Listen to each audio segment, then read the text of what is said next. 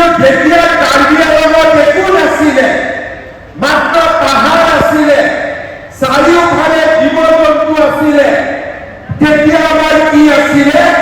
একমাত্ৰ আমাৰ আৰম্ভণি নাছিলে, একমাত্ৰ হেতু আছিলে, মুক্তি নাছিলে, ৰাফিজা আছিলে। যে আমেৰিকাত সকলো খ্ৰীষ্টিয়ান থাকে নেকি? ইংলেণ্ডত খ্ৰীষ্টিয়ান থাকে নেকি? ইউৰোপত খ্ৰীষ্টিয়ান থাকে নেকি?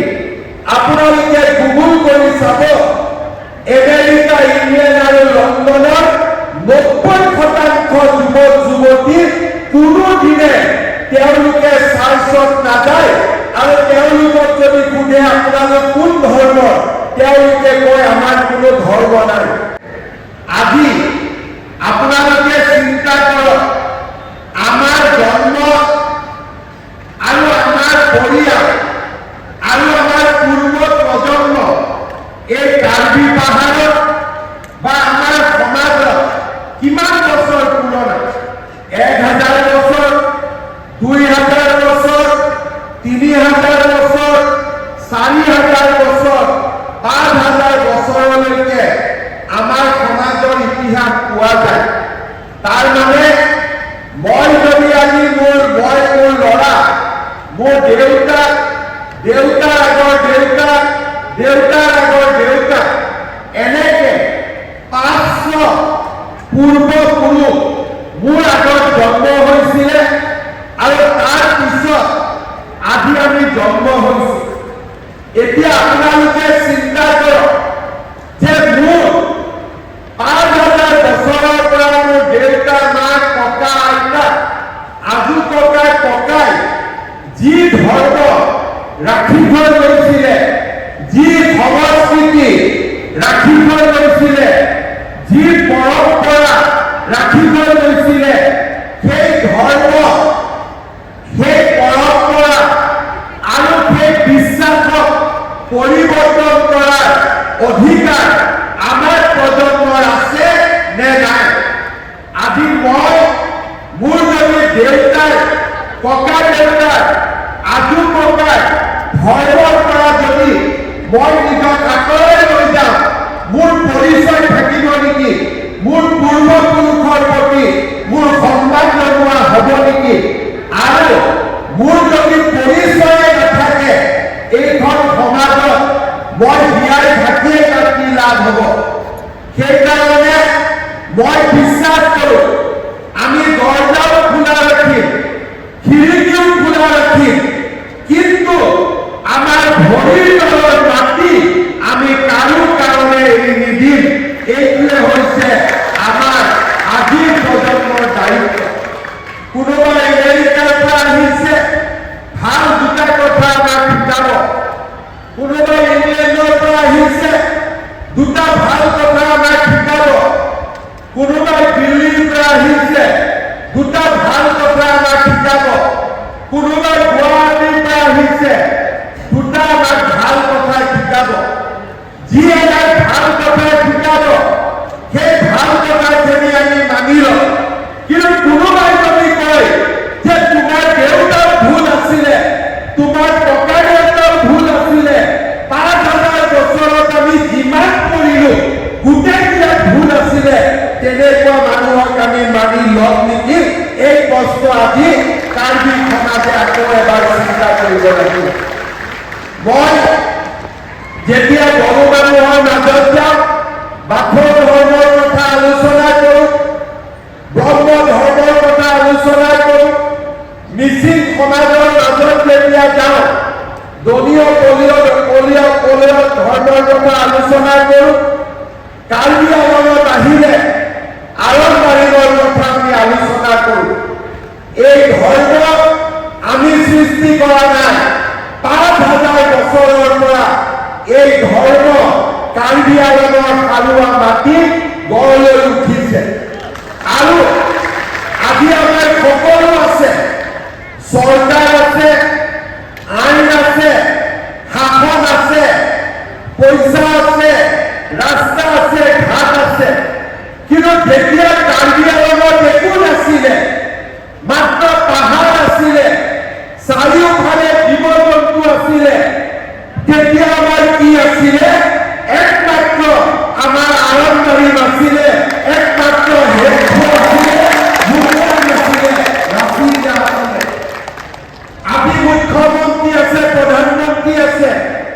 হিমন্ত বিশ্ব শৰ্মা আছে, তুলিৰামৰ নাম আছে। ৫,০০০ বছৰৰ আগতে কোনো নাছিলে, চৰকাৰ নাছিলে, একো নাছিলে।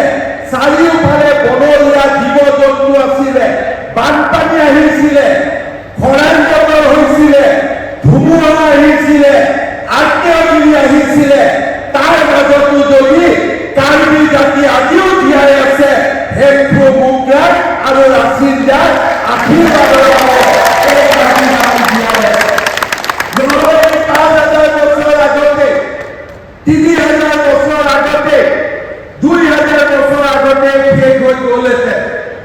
পৃথিৱীত বহুত জাতি শেষ হৈ গৈছে, সাগৰৰ তলত গৈছে, আগ্নেয়গিৰিয়ে বহুত জাতিক ধ্বংস কৰিছে।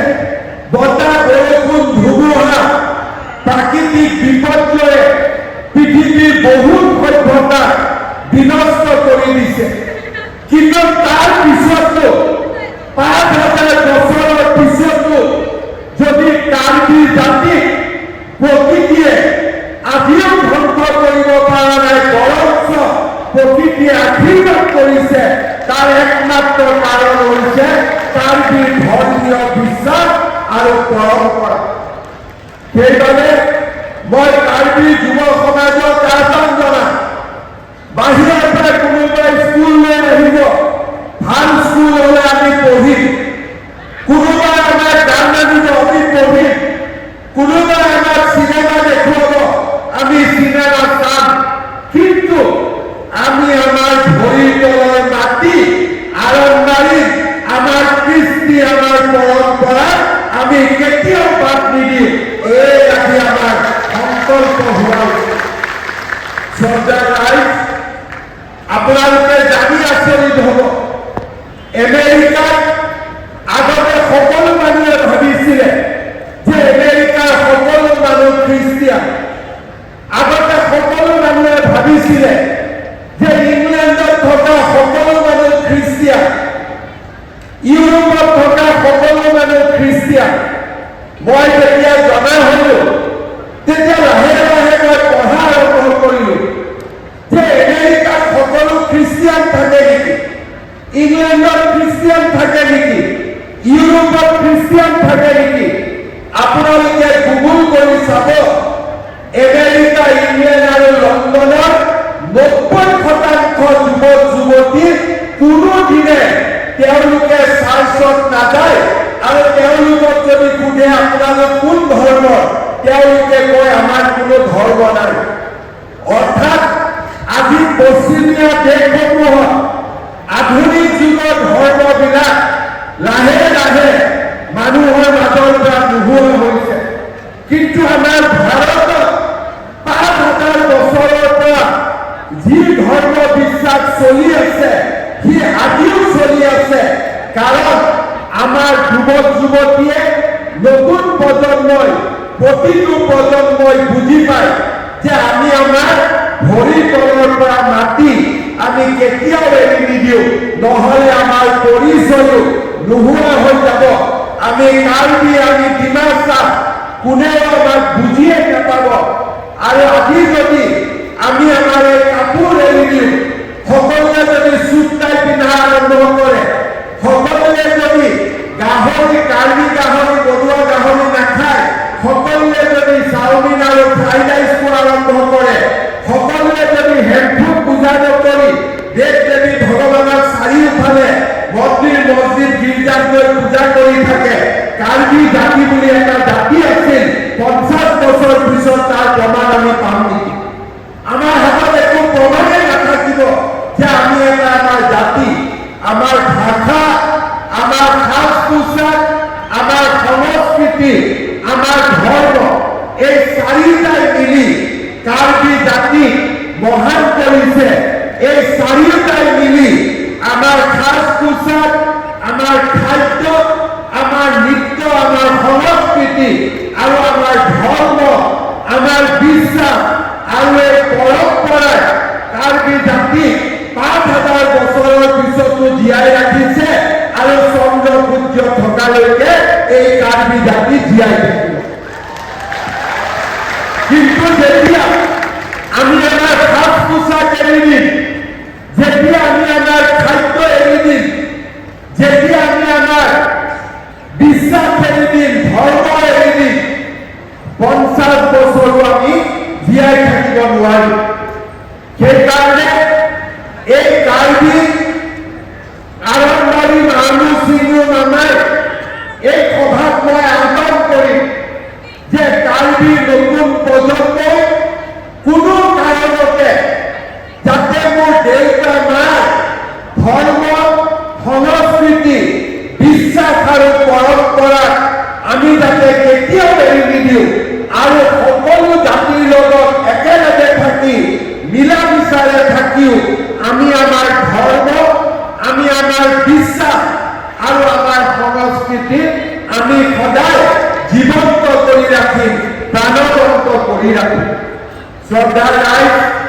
এই কাৰ্বি আংলংবাড়ী মানুহ চিংনুমৰ সভাত প্ৰতি বছৰে দ্বিতীয়বাৰ এই সভা আমাৰ অনুষ্ঠিত হৈছে। মই কাৰ্বি আংলং সাহিত্য শাসিত পৰিষদক অনুৰোধ কৰি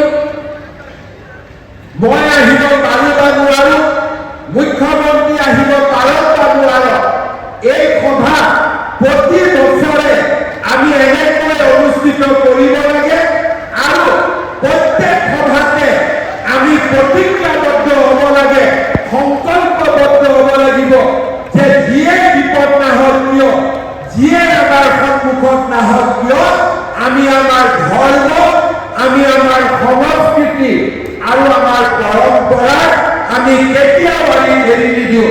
আমি আমাৰ ধৰ্ম, পৰম্পৰা, বিশ্বাস, ভাষা ইয়াক আমি সাৱটি ৰাখি আৰু কাৰ্বি জাতি এনেকৈ আমি জগত সভালৈ লৈ গৈ প্ৰতিষ্ঠা কৰিম, এই আমাৰ সংকল্প হ'ব লাগে। আৰু প্ৰতি বছৰে আমি এনেকৈ ইয়াতে উপস্থিত হৈ প্ৰতি বছৰে সেই সংকল্প আমি গ্ৰহণ কৰিব লাগে। শ্ৰদ্ধা ৰাইজ, আমাৰ চৰকাৰে জনজাতীয় লোকসকলক ধৰ্ম আৰু বিশ্বাসক আটাইতকৈ বেছি গুৰুত্ব দিয়ে।